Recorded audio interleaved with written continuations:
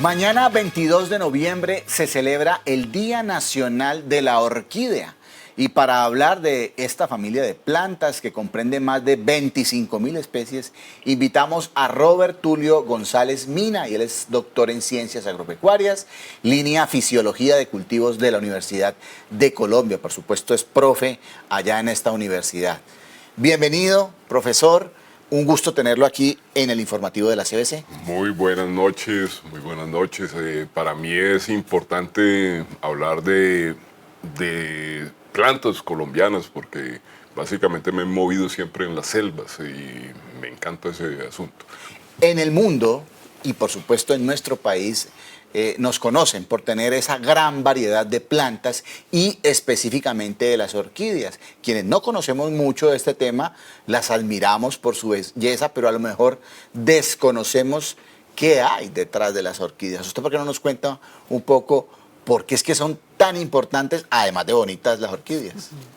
Bueno, yo más que cualquier grupo de orquídeas trabajo en un grupo muy puntual de orquídeas que se consideran como las más primitivas dentro del linaje de las orquídeas, que son las vainillas. Y las vainillas pues son, o por lo menos la especie de vainilla que es Vanilla planifolia, es la tercera especie más costosa que hay en el mundo, estando en primer lugar el azafrán, después viene la vainilla y quizá el maíz, el macis que recubre las semillas de nuez moscada. Las vainillas como linaje representan plantas muy evolucionadas, sobre todo y las plantas, las orquídeas en general, han desarrollado estrategias para especializarse en quién las polinice y cómo regar sus semillas fácilmente. La mayor parte han resuelto eso reduciendo el tamaño de sus embriones y haciendo semillas muy pequeñas y fácilmente llevables por el viento. Pero las vainillas, que pertenecen a ese linaje antiguo, tienen semillas relativamente grandes y para poder lograr que animales particulares se puedan llevar esas semillas y dispersarlas, desarrollan frutos aromáticos, porque sus semillas no pueden volar, son pesadas. Claro, profesor Wilson y televidentes, les cuento que más de 1.500 orquídeas en sus diferentes grupos, especies y géneros fueron expuestas en las instalaciones del Orquideorama de Cali en el marco de Cali Orquídeas 2023. La elegancia y la sofisticación de las orquídeas, que por sus colores, formas y tamaños captura la atención hasta del más desprevenido, cautivó a los cientos de asistentes que visitaron el Orquideorama de Cali para disfrutar y apreciar de la más reciente versión de Cali Orquídeas 2023, que ese año contó con la exposición de más de 1.500 orquídeas. Cali Orquídeas 2023 fue un evento de mucho éxito y de mucha recordación entre los cultivadores, porque ha sido en los últimos años en la exposición que más especies, que más plantas ha tenido inscritas oficialmente, y la asistencia de las asociaciones a nivel nacional ha sido muy importante y el juzgamiento también estuvo en un alto nivel. La exposición no solo reunió las más bellas y exóticas orquídeas de nuestro país e híbridos internacionales, también a un selecto grupo de expositores y jueces internacionales de países como Japón, Canadá, Perú, Estados Unidos, República Dominicana, entre otros. Este año la exposición de Cali ha sobrepasado todas las expectativas. Hay una cantidad impresionante, alrededor de 1.500 plantas registradas. Este año pienso, porque fui al show de Bogotá, de Medellín y aquí, que es el mayor número de plantas que he visto en todos los años que he venido aquí a Cali. Los jueces de la American Orchid Society vienen aquí y esto es para nosotros un laboratorio gigantesco en cuanto a aprendizaje y la cantidad o la variedad de orquídeas que podemos ver en un solo sitio. Y por eso el show es el show que hay que ir cada año. Yo estoy feliz porque hoy pues ya tenemos más de 7 trofeos hoy puestos en las plantas que exhibimos de Alma del Bosque. Estamos felices porque de verdad ese reconocimiento vale la pena para que uno siga creciendo, siga entusiasmado, siga siendo competitivo y siempre con la mejor intención de mostrar plantas sensacionales. El trabajo para los jueces de escoger las orquídeas ganadoras no fue tarea fácil. pues se tuvieron en cuenta criterios en relación con la especie, la floración, los colores, la forma de la flor, entre otros aspectos.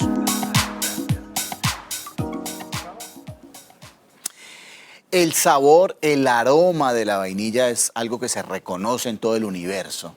¿Por qué no nos precisa usted justamente cuál es esa relación con las orquídeas? Bueno, cuando uno piensa en vainilla, uno no se puede imaginar que sea el fruto de una orquídea que a diferencia de la mayor parte de las orquídeas no desarrolla pseudobulbos, esos tallos almacenadores gruesos, sino que tiene un tallo que sube y va creciendo continuamente. Y de la polinización de sus flores se forman unos frutos que inicialmente parecen como bananos, por eso en el Pacífico les llaman bananitos los niños cuando juegan con ellos. Pero cuando esos frutos empiezan a tener una madurez, empieza a haber fermentaciones y sustancias que antes no olían, empiezan a retirárseles el azúcar que las mantiene retenidas y empiezan a volatilizarse y empiezan a oler delicioso. Entonces la vainilla, por alguna razón quizá fisiológica del ser humano, cuando los humanos olemos vainilla, inmediatamente nos hace contactar con los momentos de nuestra infancia en que nos sentíamos confortables al lado de nuestros padres y cosas por el estilo. Y usted le hace oler vainilla a un esquimal que jamás ha tenido un olor parecido, inmediatamente se sorprende también. Eso es muy universal, es una cuestión sorprendente para la gente. Profesor, ¿qué es la ruta de la vainilla? Bueno, la ruta de la vainilla es un emprendimiento social que desarrolló la Agencia de Cooperación Suiza en el Pacífico. En algún momento me contactaron para tratar de saber si había vainilla en el Pacífico y cuánto había y si era posible hacer desarrollos para que comunidades pudieran tener un desenvolvimiento sostenible, digamos, en sus condiciones.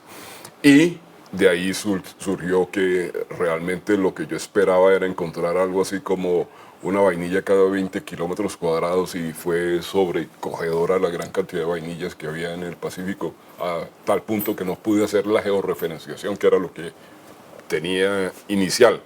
Entonces se empezó a trabajar primero a tratar de reunir gente que estuviera interesada en el tema y empezar a partir de los materiales que tenían en su propia finca, en sus propios territorios, empezar a cultivar.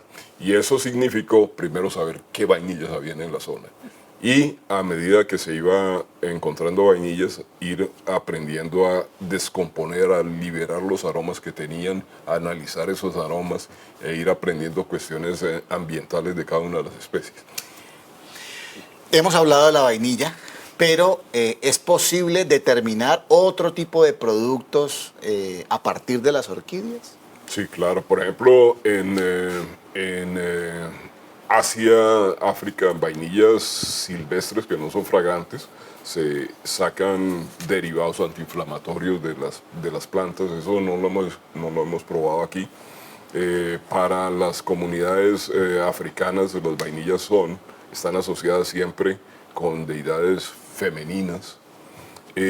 Para las comunidades indígenas del Pacífico, sobre todo los emberas, las vainillas son modos de comunicación. Un muchacho embera le dice a una muchacha que la quiere o que le gusta, poniéndose una vainilla, pasando cerca de ella, y la muchacha le responde que acepta su proposición llenando los collares de chaquiras, llenándolos con pulpa de vainilla y se vuelve.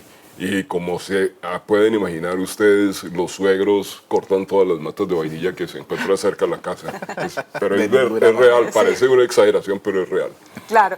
Profesor, sabemos que hay muchas especies de orquídeas, pero ¿podría uno decir que se siguen encontrando nuevas? Sabemos que en el Valle del Cauca esto pasó. Sí, claro. Mucho de lo que se ha discutido se plantea que hay tantas especies por descubrir de orquídeas que seguramente se tomaría tanto tiempo que muchos de los ecosistemas donde existen actualmente ya estarían destruidos. El trabajo es muy dispendioso. Imagínense ustedes que nomás en vainillas, que son más o menos unas 120, 130 especies, se siguen encontrando cosas nuevas. Imagínense ustedes, por ejemplo, ustedes van al Pacífico y se encuentran en un árbol caído de 20 metros, se pueden encontrar 20, 200 especies de orquídeas, porque no solamente son las orquídeas que vemos en las exposiciones, sino que pueden ser orquídeas que miden 2 centímetros, 3 centímetros, diminutas. Es una riqueza.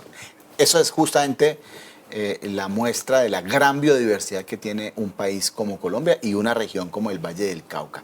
Como parte de la celebración, entiendo, profe, que hay una muestra de orquídeas esta semana en la CBC y usted va a dictar una conferencia. Cuéntanos un poco, invítenos a eso. Bueno, mañana a las 10 de la mañana en el auditorio de la CBC va a haber, en la biblioteca, va a haber una conferencia, va a durar 1 hora, donde voy a contar un poquito qué es esto de las vainillas, cuál es su origen, de dónde vienen evolutivamente, porque hay vainillas en Asia, en África, en América, qué diferencias tienen según su procedencia.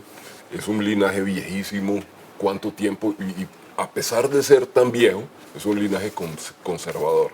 Es decir, a pesar de tener más de 90 millones de años, o 80 millones de años, las vainillas, separándose en diferentes continentes, tienen un número muy pequeño de especies. Quiere decir que no tiene una capacidad de evolucionar rápidamente para romper los patrones que tenía originalmente el modelo original, el ancestro original, y colonizar nuevos espacios. Es una planta conservadora en esencia.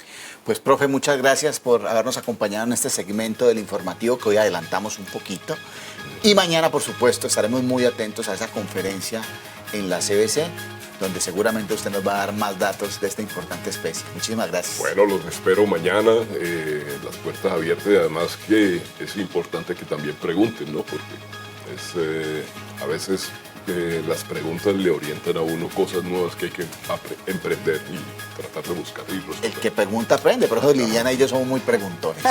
Nos vamos a unos breves mensajes y al volver, el Colegio de Bugalagrande, que se ganó el premio al mejor proyecto ambiental escolar por su trabajo conservando nuestras abejas nativas. Ya volvemos.